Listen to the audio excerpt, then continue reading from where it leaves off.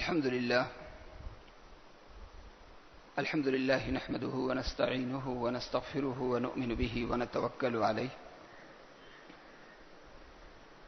ونعوذ بالله من شرور أنفسنا ومن سيئات أعمالنا من يهده الله فلا مضل له ومن يضلله فلا هادي له ونشهد أن لا إله إلا الله وحده لا شريك له ونشهد أن سيدنا ومولانا محمدا عبده ورسوله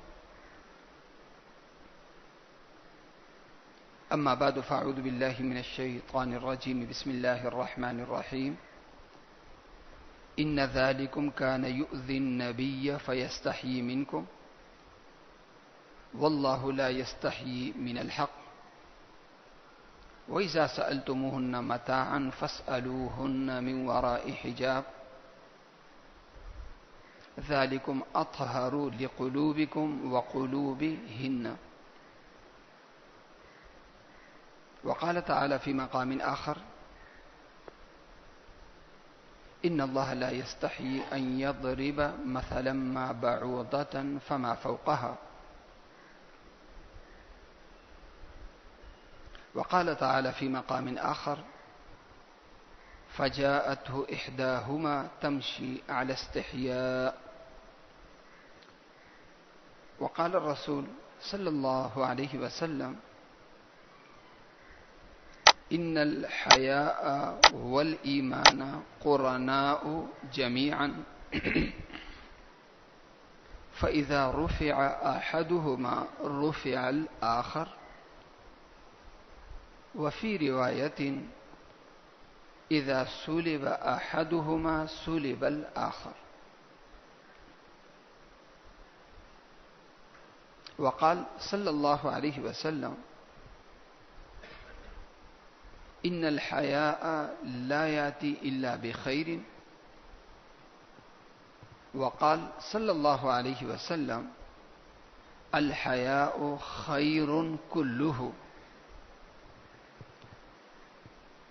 وقال صلى الله عليه وسلم إن مما أدرك الناس من كلام النبوة إذا لم تستحي فاصنع ما شئت أو كما قال عليه الصلاة والسلام.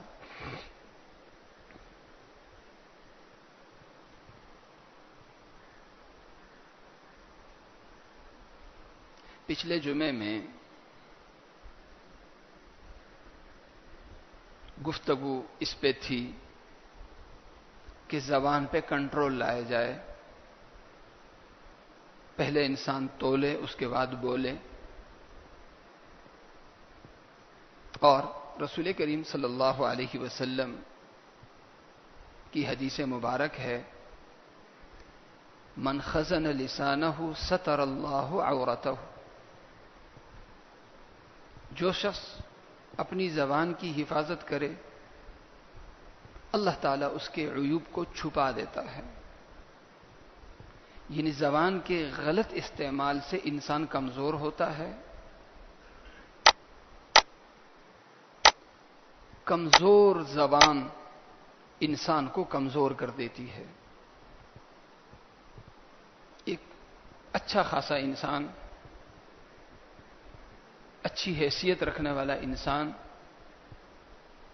ایک موقع پر زبان کا ایسا غلط استعمال کر دیتا ہے کہ اگلے شخص کے سامنے وہ زیرو بن جاتا.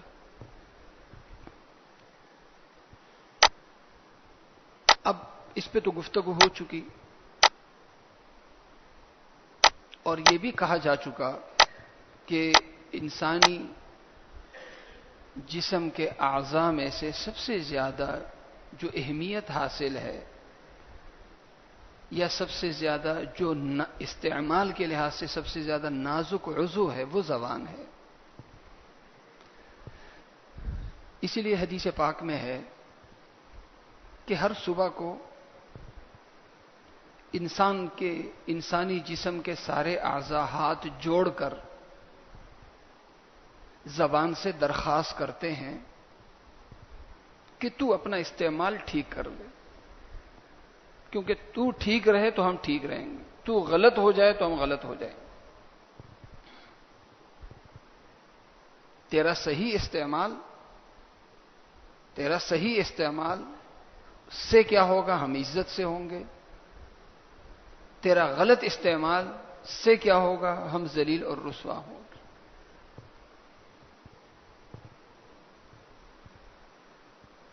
اب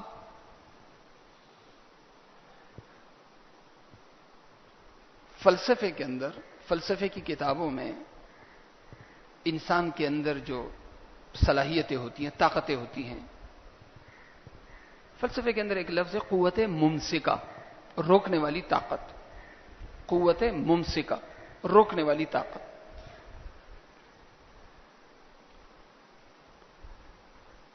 انسان کے اندر، انسانی جسم ہے، اللہ پاک نے انسان کے اندر امساک کی طاقت رکھی۔ مثلا اس انسان کو اللہ تعالیٰ نے ایک صلاحیت دی ہے کہ اگر یہ چاہے تو پیشاب روک سکتا ہے، یہ چاہے تو پاخانہ روک سکتا ہے۔ یہ قوت ممسکہ ہے، ایک طاقت ہے انسان کے اندر۔ اگر وہ طاقت اللہ تعالیٰ سلب فرما دے تو پھر پیشاب آئے گا اور نکل جائے گا، پاخانہ آئے گا، نکل جائے گا۔ اسی طرح انسان کے اندر ایک طاقت ہے، ایک طاقت اللہ تعالیٰ نے انسان کے اندر ودیت فرمائی ہے کہ کوئی بھی خوفناک چیز جب سامنے ہو تو انسان کو احساس ہو جاتا ہے کہ یہ چیز میرے لیے خطرناک ہے۔ ایک شخص ہے، ایک اونچی جگہ سے چھلانگ لگانا چاہتا، اس کے اندر کی ایک صلاحیت ہے جو اسے بتا دیتی ہے کہ یہ اوپر سے چھلانگ مارنا یہ تیرے لیے مضر ہے یا مضر نہیں ہے، تو لگا سکتا ہے یا نہیں لگا سکتا۔ اگر یہ لگانا بھی چاہتا ہے اور وہ خطرناک ہو اس کے لیے تو وہ اندر کی جو طاقت ہوتی ہے اس کو روکتی ہے کہ نہیں۔ سامنے آگ ہے، انسان آگ کو چھو نہیں سکتا، ہاتھ نہیں لگا سکتا۔ ایک ایسا شخص جس نے کبھی آگ کی جلن کو کبھی دیکھا بھی نہ ہو، وہ بھی اگر آگ کو دیکھے گا تو ہاتھ نہیں لگا سکے، ڈرے گا۔ تو انسان کے اندر ایک قوت ممسکہ ہے جو انسان کے جسم کو برباد ہونے سے وہ طاقت بچاتی ہے، مضر اثرات سے وہ طاقت انسان کی حفاظت کرتی ہے۔ اسی طرح انسان کے اندر ایک قوت ممسکہ اور ہے جو انسان کے کردار کی حفاظت کرتی ہے، انسان کے کردار کی حفاظت کرتی ہے،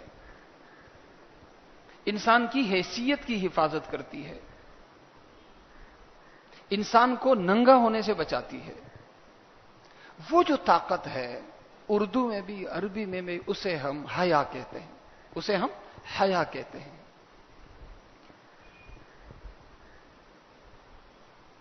حیا کا لفظی معنی عربی کی کتابوں میں انقباض النفس من الشیء،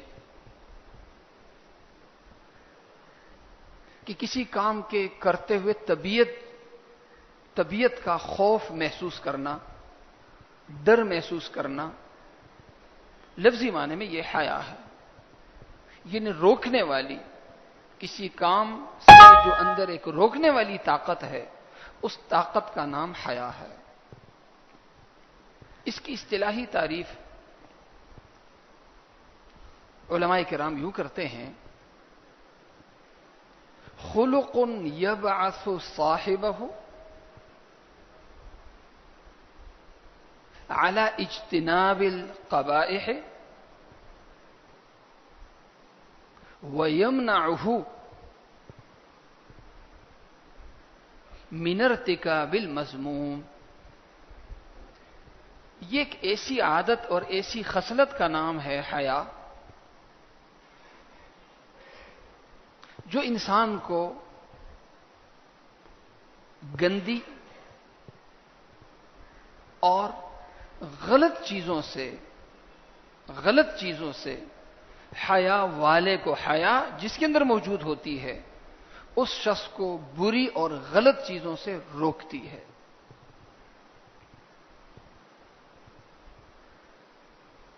ایک چھوٹا بچہ ہے 5 سال کا 6 سال کا، اس کے اندر ایک فطری حیا ہے. لوگوں کے سامنے اگر اسے کہا جائے کہ بیٹا شلوار اتار دو تو نہیں اتارے گا، اندر حیا ہے. حالانکہ کوئی بیچارے کو اب غیر مکلف ہے، اسے یہ نہیں پتا کہ بھئی کپڑے اتارنا لوگوں کے سامنے یہ شرعاً ایک بری چیز ہے، یہ نہیں ہونا چاہیے. اس کو کوئی شعور نہیں ہے. 5-6 سال کا بچہ ہے، لوگوں کے سامنے شرمائے گا، نہیں کرے گا. روایت میں بھی آتا ہے، بخاری شریف کی روایت ہے کہ جب بیت اللہ شریف کی تعمیر ہو رہی تھی اور مکے کے لوگ پتھر اٹھا کر بیت اللہ شریف کی تعمیر کر رہے تھے، ان میں جناب رسول کریم صلی اللہ علیہ وسلم بھی تھے. آپ اس وقت بچے تھے، آپ بھی چھوٹے چھوٹے پتھر اٹھا کے لا رہے تھے. آپ تھے بچے اور پتھر آپ بڑے بڑے اٹھا کے لا رہے تھے. حضرت عباس رضی اللہ تعالی عنہ نے فرمایا کہ آپ جو پتھر اٹھا کے لا رہے ہو تو اس سے آپ کا جو کندھا ہے وہ زخمی ہو سکتا ہے. کوئی اور چادر تو نہیں تھی. حضرت عباس رضی اللہ تعالی عنہ نے آپ سے عرض کیا کہ آپ یہ تہبند جو ہے اس تہبند کھول کے اسے کندھے پہ رکھ دو اور اس کے اوپر پتھر اٹھا کے لاؤ. بچے تھے، بچے کے لیے تہبند اتارنا کون سا وہ ہے. بڑے نے سوچا کہ چلو اس سے جو ایک تکلیف ہو سکتی ہے اس تکلیف سے بچ جائیں. جناب رسول کریم صلی اللہ علیہ وسلم نے یا حضرت عباس رضی اللہ تعالی نے جب ایسا کرنے کی کوشش کی، جناب رسول کریم صلی اللہ علیہ وسلم کی فطری حیا ایسی رکاوٹ بنی کہ اس فطری حیا کی وجہ سے جناب رسول کریم صلی اللہ علیہ وسلم اسی وقت بے ہوش ہو گئے. آپ سے رہا نہ گیا، برداشت نہ ہوا. اور جب آپ ہوش میں آئے تو سب سے پہلے جو آپ کا سوال تھا وہ سوال یہ تھا کہ میرا تہبند کہاں ہے، میرا تہبند کہاں ہے.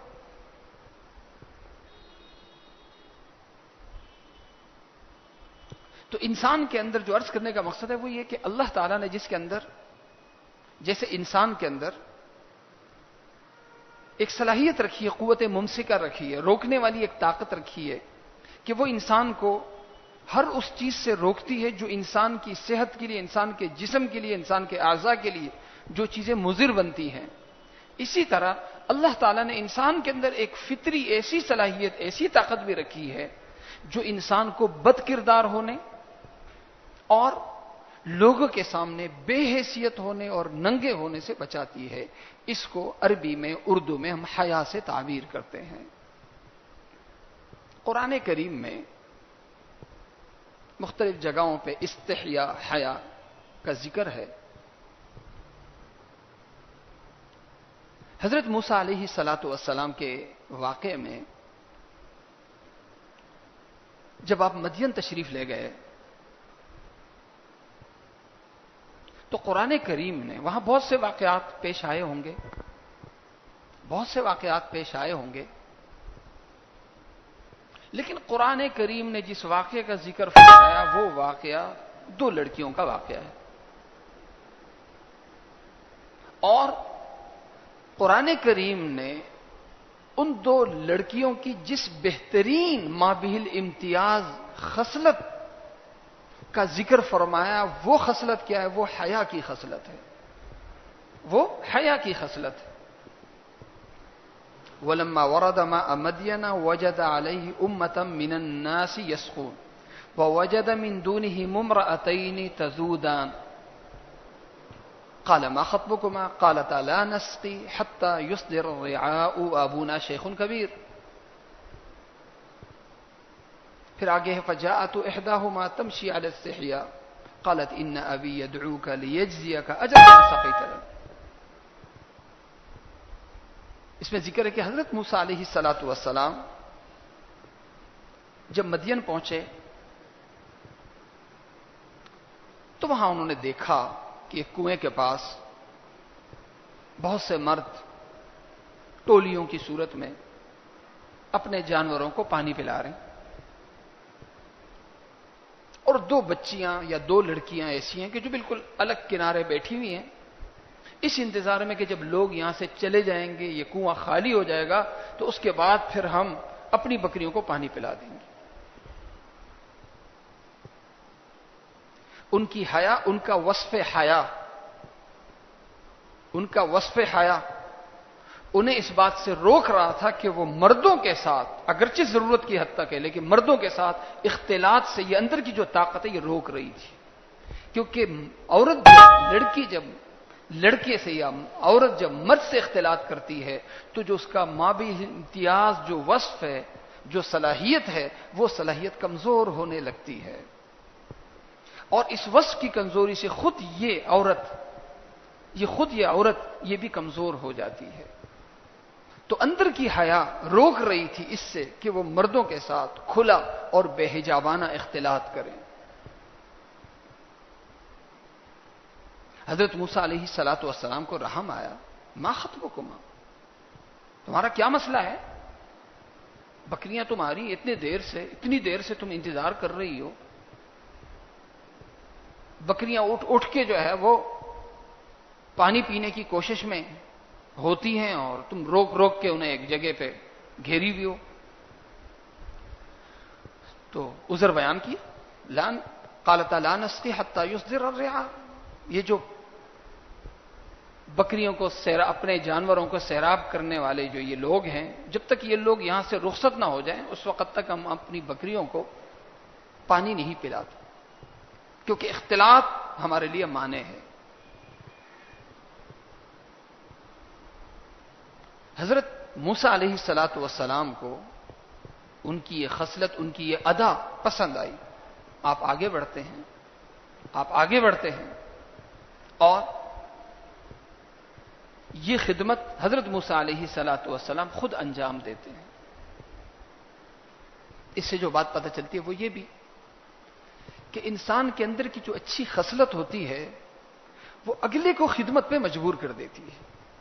آپ میں اگر اچھی صلاحیت ہے، مجھے آپ کی اچھی صلاحیت آپ کو عزت دینے پہ مجبور کرے گی، آپ کی قدردانی پہ مجبور کرے گی۔ تو انسان جب اپنے اندر اچھائی پیدا کرتا ہے، اچھی خصلت پیدا کرتا ہے، تو اچھی خصلت اچھی عزت کا سبب ہے۔ اس کے بعد پھر قرآن نے اور تفصیل بیان کی، صرف یہاں تک بات ختم نہیں کی، آگے فرمایا فجاءت احداہما تمشی علی استحیاء، وہ بچیاں گئی ہوں گی، والد نے پوچھا ہوگا کہ اتنی جلدی تمہاری واپسی کیسے ہوئی؟ بچیوں نے عرض کر دیا ہوگا کس طرح کے ایک نوجوان تھے، لقوی امین، طاقتور بھی تھے اور دیانتدار بھی تھے، امانتدار بھی تھے، یہ دو صفتیں ان میں نمایاں تھیں۔ انہوں نے ہماری بکریوں کو پانی پلا دیا اور اس وجہ سے ہماری واپسی جلدی ہوئی۔ پیغمبر تھے، حضرت شعیب علیہ الصلاۃ والسلام پیغمبر تھے، جان گئے کہ خدمت کی اور ضرورت ہوتے ہوئے بھی کسی چیز کا مطالبہ نہ کرنا، اجرت کا مطالبہ نہ کرنا، اس بات کی دلیل ہے کہ وہ آدمی انتہائی درجے کا شریف ہے۔ حضرت شعیب علیہ الصلاۃ والسلام نے اپنی ایک بچی کو بھیجا کہ جاؤ اور انہیں بلا کے لاؤ۔ قرآن کریم اب دوبارہ اسی صفت کا ذکر فرما رہا ہے، فجاءت احداہما تمشی علی استحیاء، فجاءت احداہما تمشی علی استحیاء، ان میں سے ایک آتی ہے تمشی، چال اس کی حیا والی ہے، چال حیا والی ہے، چلنے کا انداز بے حجابانہ نہیں، بے شرمی کا نہیں، آوارگی کا نہیں، بلکہ کیا، حیا والی چال، حیا والی چال کے ساتھ وہ آتی ہے۔ اب قرآن کریم حیا والی چال شرمیلی چال کو قرآن کریم تعریف کے ساتھ ذکر فرما رہا. اور حضرت موسیٰ علیہ الصلوۃ والسلام جب جاتے ہیں ان کے ساتھ تو وہ بچی آگے آگے، نوجوان لڑکی ہے وہ آگے آگے، حضرت موسیٰ علیہ الصلوۃ والسلام پیچھے پیچھے. روایات میں یہ بھی آتا ہے کہ حضرت موسیٰ علیہ الصلوۃ والسلام نے اس نوجوان لڑکی سے فرمایا کہ تم پیچھے ہو جاؤ، میں آگے آگے، تم مجھے راستہ دکھاتی رہو، بتاتی رہو. کیوں؟ اس لیے کہ میری نگاہیں تمہارے پیروں پہ پڑتی ہیں. بہرحال جب پہنچتے ہیں حضرت موسیٰ علیہ الصلوۃ والسلام اپنا واقعہ ذکر کرتے ہیں تو یہی جو فطری حیا اتنی بڑی، جیسے رسول کریم صلی اللہ علیہ وسلم نے ارشاد فرمایا کہ ان الحیا والایمان قرناء جمیعا، کہ حیا اور ایمان آپس میں لازم ملزوم ہیں. ایمان جہاں سے غائب ہوتا ہے وہاں سے حیا بھی غائب ہوتی ہے، جہاں حیا ہوتی ہے وہاں ایمان ضرور ہوتا ہے. حضرت شعیب علیہ الصلوۃ والسلام نے ایک ادا کی وجہ سے، خدمت اور حیا والی ادا کی وجہ سے جان گئے کہ یہ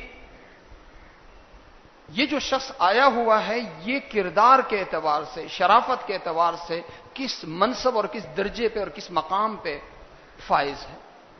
اسی لیے کہتے ہیں کہ یہ جو آنکھیں ہوتی ہیں نا، آنکھوں سے بظاہر انسان دوسرے کو دیکھ رہا ہوتا ہے، لیکن انہی آنکھوں سے سامنے والے لوگ مجھ میں جھانک رہے ہوتے ہیں.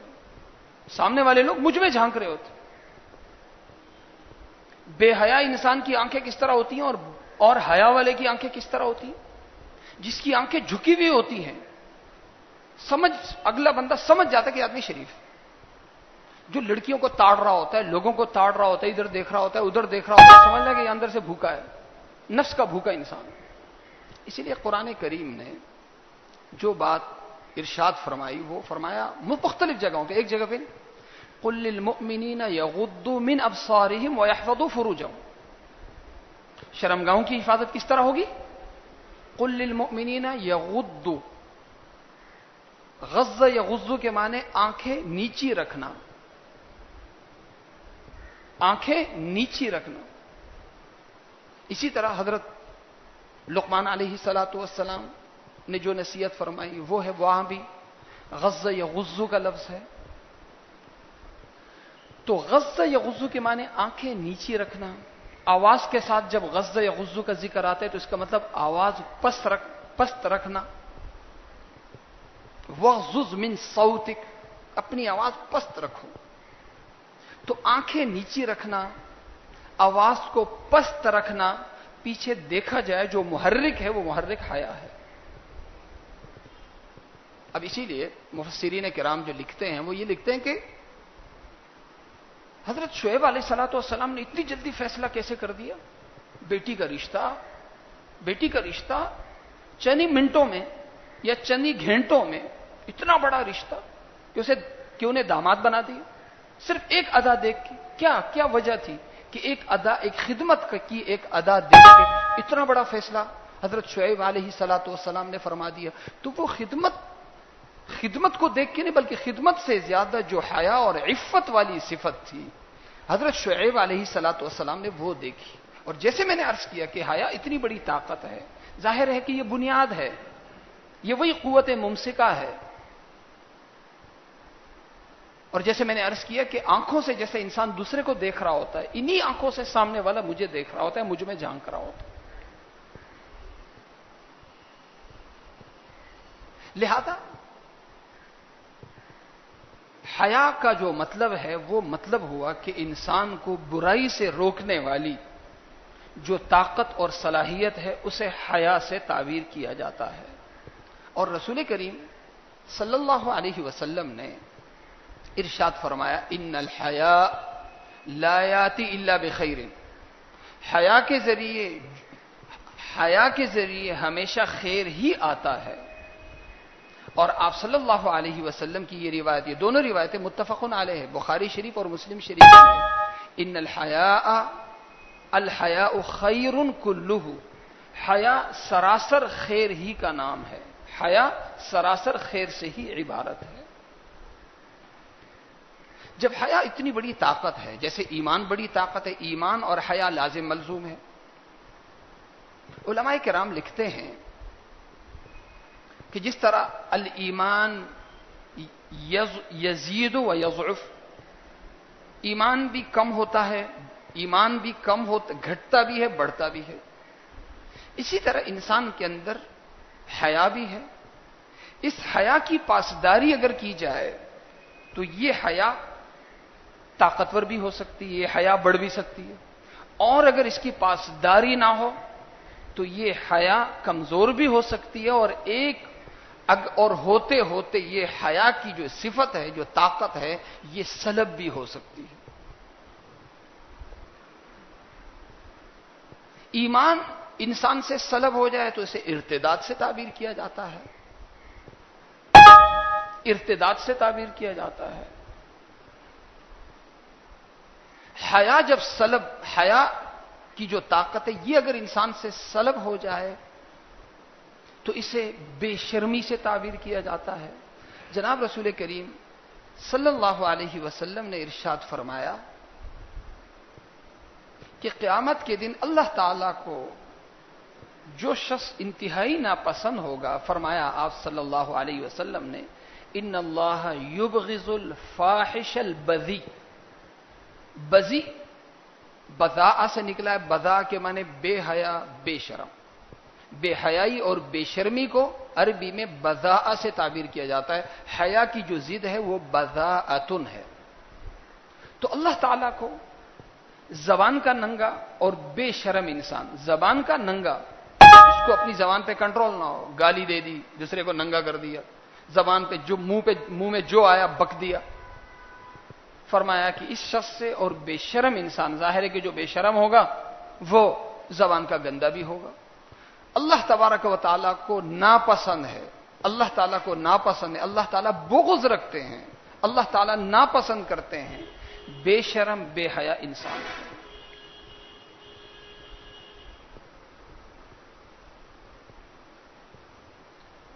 اور جب حیا کی اتنی بڑی طاقت ہوئی، اور یہ بھی عرض کیا میں نے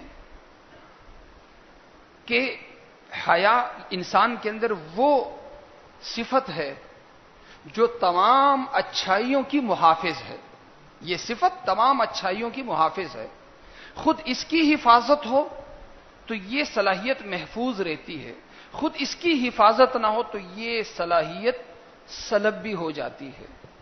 اسی لیے حدیث پاک میں سلب کا لفظ، اور رسول کریم صلی اللہ علیہ وسلم نے ارشاد فرمایا ہے،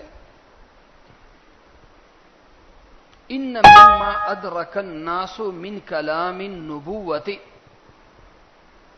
اذا لم تستحی فاصنع ما شئت، لوگوں نے، یعنی ہر وقت کے، ہر زمانے کے لوگوں نے جو بات اتفاقی طور سے سینہ بسینہ، عہد در عہد جو بات منتقل ہوتی رہی، ایک اچھائی جو پش در پش منتقل ہوتی رہی ہے، وہ حیا کی صفت ہے، حیا کی خصلت ہے، اور یہ بات بھی متفق اور مجمع علیہ ہے تمام اقوام میں، اچھی اقوام اور اچھے لوگوں میں، کہ جب تجھ میں حیا نہ رہے تو پھر تیری مرضی، پھر تو جو چاہے تو کر، یعنی تجھے برائی سے اور ننگے ہونے سے بچانے والی جو صلاحیت ہے، طاقت ہے، وہ حیا ہے۔ جب تجھ میں حیا نہ رہے، یہ صلاحیت ہی تجھ سے سلب ہو جائے تو پھر تیری مرضی، تو پھر جو چاہے کرتا رہے۔ اس بنیاد پر یہ جو اتنی بڑی صلاحیت ہے، اس کی حفاظت کی ضرورت ہے۔ اسلام نے اس کی حفاظت کس طرح کی؟ قرآن کریم اس کی حفاظت کے حوالے سے ہمیں کیا آداب اور کیا قرآن کریم کیا ہدایات دیتا ہے، اگلے جمعے میں اس پہ بھی بات کریں گے، اور پھر اس پہ بھی کہ بہت سی چیزوں میں جو عموماً ہے، بہت سے نعروں سے ہم بڑے متاثر ہو جاتے ہیں، حیا کو ختم کرنے، حیا کے خلاف پروپیگنڈا مہم چلانے کے لیے مغرب نے جو آج کل ایک وہ نکالی ہوئی ہے، کانفیڈنس، خود اعتمادی، بے شرمی کا نام خود اعتمادی رکھ دیا ہے۔ بے شرمی کے اظہار کو، اگلے کو ننگا کرنے کے اظہار کو اظہار رائے، اظہار رائے کی آزادی، اظہار رائے الگ چیز ہے، اظہار نفرت الگ چیز ہے۔ اظہار نفرت الگ چیز، اظہار رائے الگ چیز۔ ایک شخص دوسرے کے حوالے سے اپنی علمی رائے کا اظہار کرتا ہے، اس کی کوئی ممانعت نہیں، لیکن ایک شخص دوسرے کے حوالے سے اپنی نفرت کا اظہار کرتا ہے، اسے اظہار رائے نہیں کہتے ہیں، اظہار نفرت کہتے ہیں۔ اور نفرت کا کھلم کھلا اظہار ظاہر ہے اس کا جو سبب ہوتا ہے وہ بے شرمی ہوتا ہے۔ اسی طرح ایک اور امت مسلمہ کو ننگا کرنے کے لیے جو ایک تحریک چلی ہے، ظاہر ہے ننگے لوگ دوسروں کو بھی ننگا کرتے ہیں، خود جس کی خود کی عزت نہیں ہوتی وہ دوسروں کو بھی عزت میں دیکھنا نہیں چاہتے۔ اسی طرح کی قوم کو بے شرم اور بے حیا بنانے کے لیے ایک اور تحریک چلی ہے، وہ ہے حقوق انسانی۔ دراصل یہ حقوق انسانی نہیں بلکہ حقوق عریانی ہے۔ ظاہر ہے ان چیزوں پہ آپ ہی حضرات نے آج کے موضوع کے حوالے سے سوچنا ہے، میں نے تو ایک دعوت فکر دے دی، لیکن ظاہر ہے ہماری جو گفتگو ہوتی ہے وہ مثبت انداز میں ہوتی ہے۔ حیا ایک بہت بڑی طاقت ہے، ایک بہت بڑا سرمایہ ہے، ایک بہت بڑا سرمایہ ہے۔ اس سرمایے کی اسلام نے حفاظت کے حوالے سے ہمیں کیا ہدایات دی ہیں، اگلے جمعے میں انشاءاللہ اس پر گفتگو کریں گے۔ اللہ تعالیٰ مجھے اور آپ سب کو عمل کرنے کی توفیق عطا فرمائے۔ اذان ہوگی، اذان کے بعد سنت۔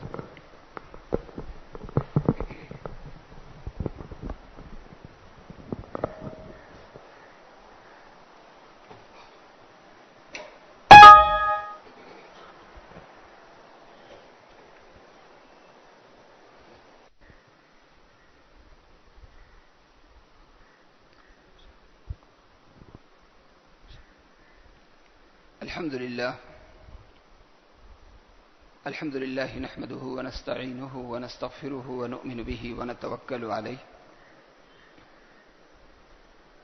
ونعوذ بالله من شرور أنفسنا ومن سيئات أعمالنا من يهده الله فلا مضل له ومن يضلله فلا هادي له ونشهد أن لا إله إلا الله وحده لا شريك له ونشهد أن سيدنا ومولانا محمدا عبده ورسوله أما بعد فأعوذ بالله من الشيطان الرجيم بسم الله الرحمن الرحيم إن ذلكم كان يؤذي النبي فيستحيي منكم والله لا يستحيي من الحق وإذا سألتموهن متاعا فاسألوهن من وراء حجاب ذلكم أطهر لقلوبكم وقلوبهن وقال تعالى في مقام آخر إن الله لا يستحيي أن يضرب مثلا ما بعوضة فما فوقها وقال تعالى في مقام آخر فجاءته إحداهما تمشي على استحياء وقال الرسول صلى الله عليه وسلم إن الحياء والإيمان قرناء جميعا فإذا رفع أحدهما رفع الآخر وفي رواية إذا سلب أحدهما سلب الآخر وقال صلى الله عليه وسلم إن الحياء لا يأتي إلا بخير وقال صلى الله عليه وسلم الحياء خير كله وقال صلى الله عليه وسلم إن مما أدرك الناس من كلام النبوة إذا لم تستحي فاصنع ما شئت أو كما قال عليه الصلاة والسلام۔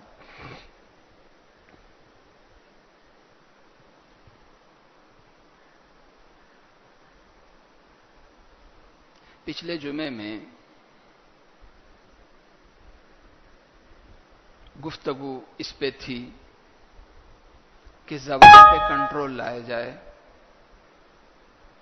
پہلے انسان تولے اس کے بعد بولے،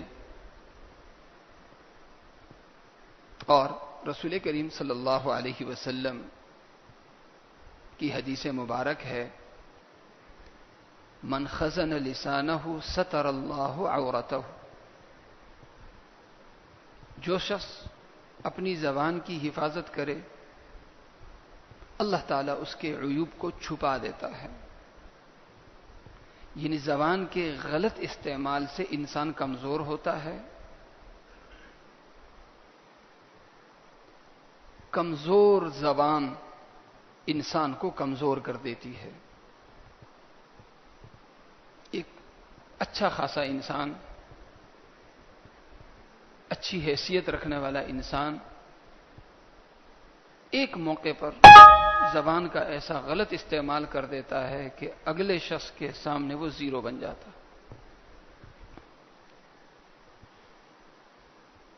اب اس پہ تو گفتگو ہو چکی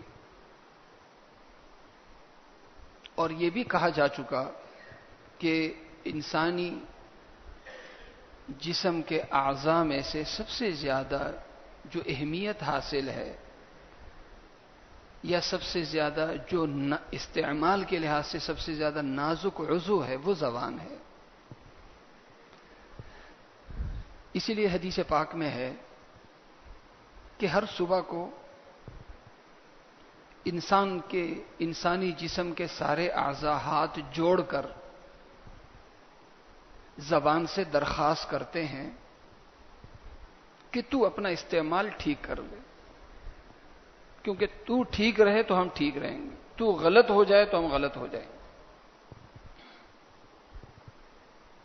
تیرا صحیح استعمال سے کیا ہوگا، ہم عزت سے ہوں گے، تیرا غلط استعمال سے کیا ہوگا، ہم ذلیل اور رسوا ہوں گے۔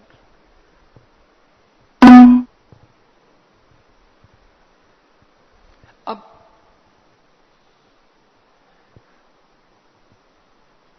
فلسفے کی کتابوں میں انسان کے اندر جو صلاحیتیں ہوتی ہیں، طاقتیں ہوتی ہیں، فلسفے کے اندر ایک لفظ ہے قوت ممسکہ، روکنے والی طاقت۔ قوت ممسکہ، روکنے والی طاقت۔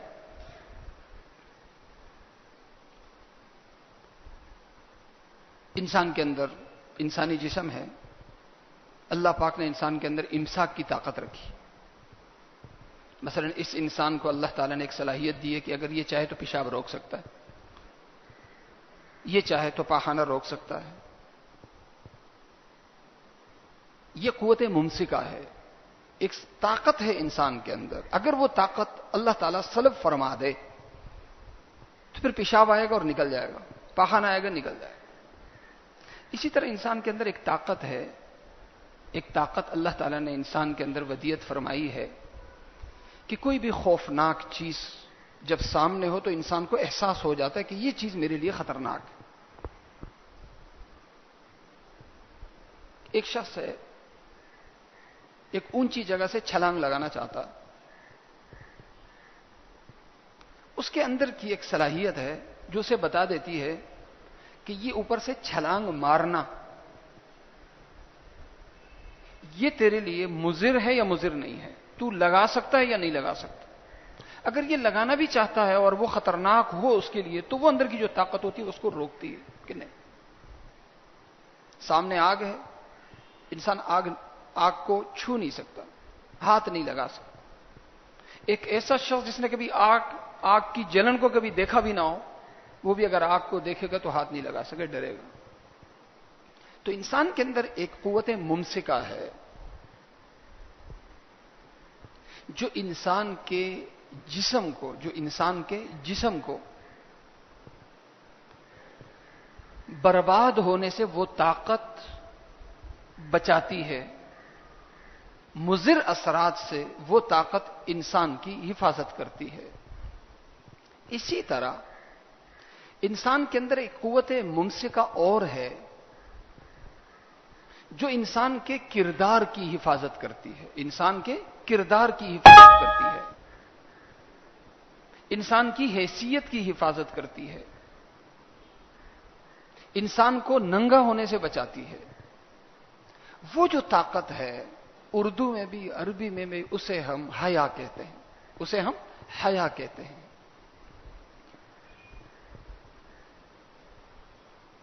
حیا کا لفظی معنی عربی کی کتابوں میں انقباض النفس من الشیء،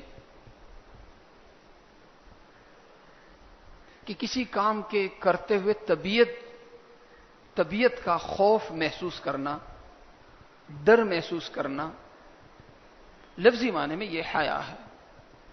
یعنی روکنے والی، کسی کام سے جو اندر ایک روکنے والی طاقت ہے، اس طاقت کا نام حیا ہے۔ اس کی اصطلاحی تعریف علماء کرام یوں کرتے ہیں: خلق یبعث صاحبہ على